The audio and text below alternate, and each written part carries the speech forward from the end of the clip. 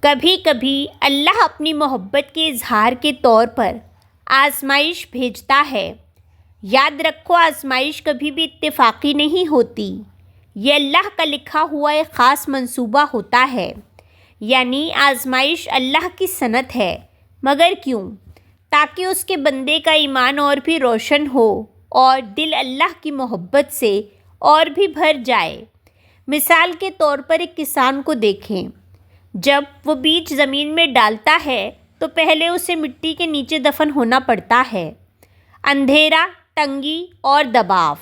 لیکن یہی مشکلیں اس بیج کو طاقت دیتی ہیں کہ وہ زمین کو پھاڑ کر اوپر نکلے اور ہرے بھرے درخت میں بدل جائے۔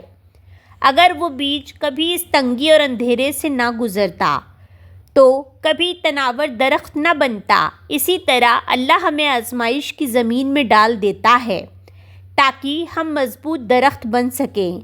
جب آپ کی زندگی میں کوئی بڑی مشکل آئے، جب لگے کہ سب ختم ہو رہا ہے، تو ایک لمحے کے لیے رک کر یہ سوچیں، شاید اللہ مجھے سزا نہیں دے رہا بلکہ مجھے نئی زندگی دینے کی تیاری کر رہا ہے۔ کبھی کبھی آزمائش کی شکل میں اللہ آپ کو ان چیزوں سے آزاد کر دیتا ہے جو آپ کے حق میں نقصان دہ تھیں۔ ہو سکتا ہے کہ کوئی رشتہ ختم ہو جائے، مگر حقیقت میں وہ آپ کو اللہ سے دور کر رہا تھا۔ ہو سکتا ہے کہ کوئی خواب ٹوٹ جائے، مگر شاید وہ خواب آپ کی روح کو کمزور کرنے والا تھا۔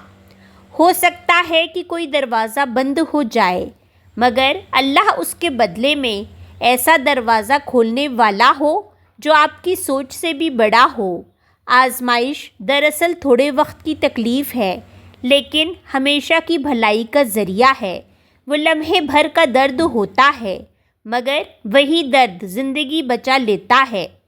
اسی طرح اللہ کی آزمائش لمحاتی تکلیف ہے، مگر روح کی شفا ہے۔